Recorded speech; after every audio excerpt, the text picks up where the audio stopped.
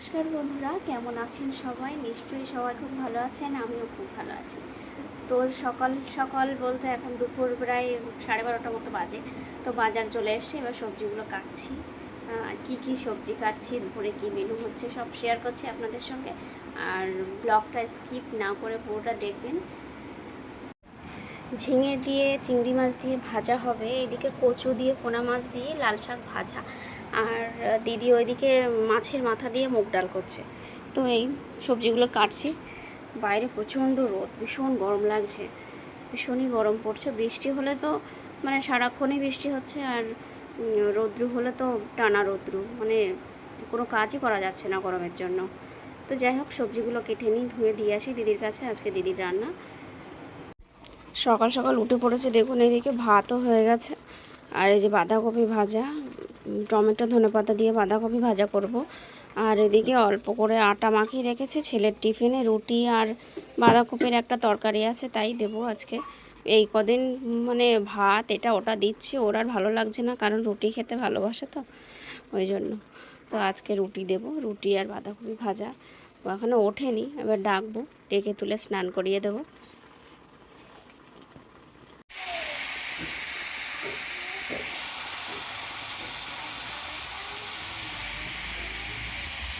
আমার এধারে দুপাকা ছিল, সেটা ভেঙে এই চৌকো করে কাঠের উনুন করেছি। দেখুন এদিকে সয়াবিন আলু করছি, আর এইদিকে মুখ করে রান্নাঘর করে নিয়েছি।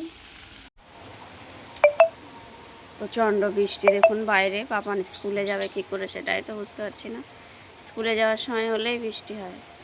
আর আমাদের গাছে দেখুন অপরাজিতা ফুলগুলো সুন্দর ফুটেছে, সুন্দর লাগছে দেখতে।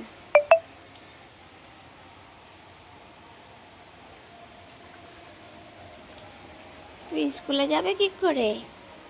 আমার টিকে থাকো, স্কুলে যাবে না? হ্যাঁ, ছাতা নিয়ে?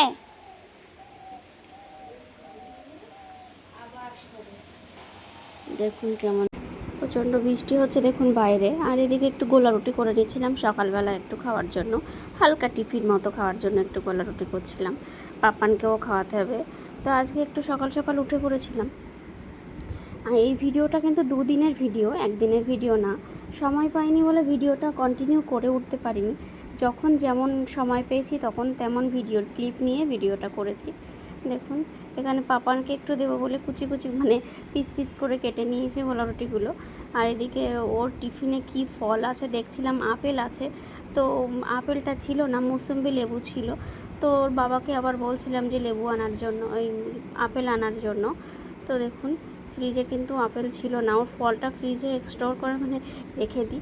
আর এদিকে বাব্বাটা ঘুম থেকে উঠে গেলে খাটের অবস্থা তো এরকমই থাকে। তো খাটটা এবার সুন্দর করে গুছিয়ে নেব।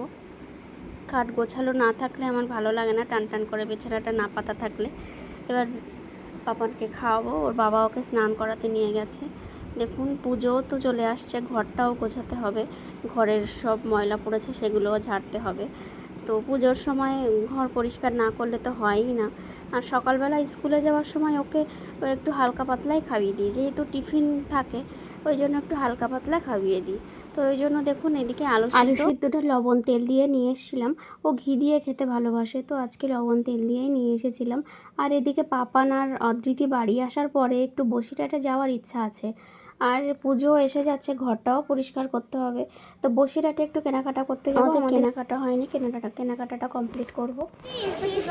সিসি ক্যামেরা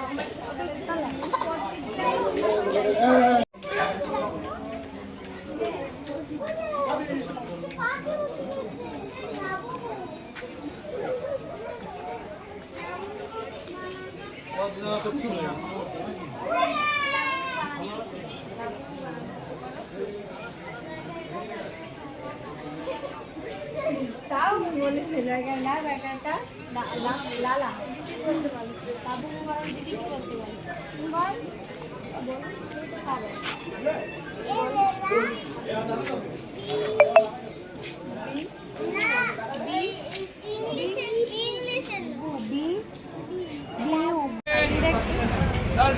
ভাজা, পাস্তা ভাজা, ঝিনুক ভাজা, ভুট্টা ভাজা, কই যাবে কোনো কই যাবে তাকে কই যাবে দশে কই যাবে তাকে কই যাবে কই যাবে নানু কই যাবে দশে কই যাবে পাঁচ কই যাবে আর ডালাবে ভালো হবে পাঁচটা মানে ফেলে না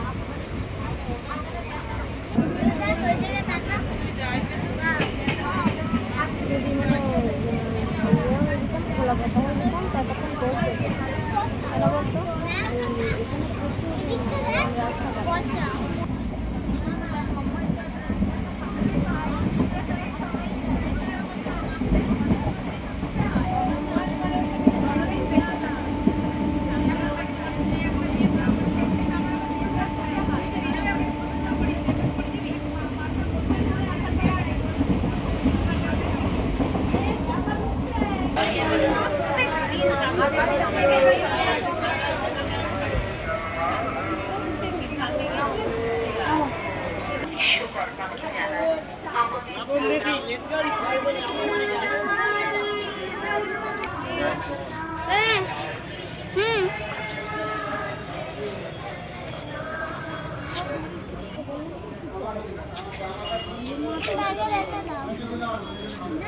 দাঁড়া দাঁড়া দিদি দিদি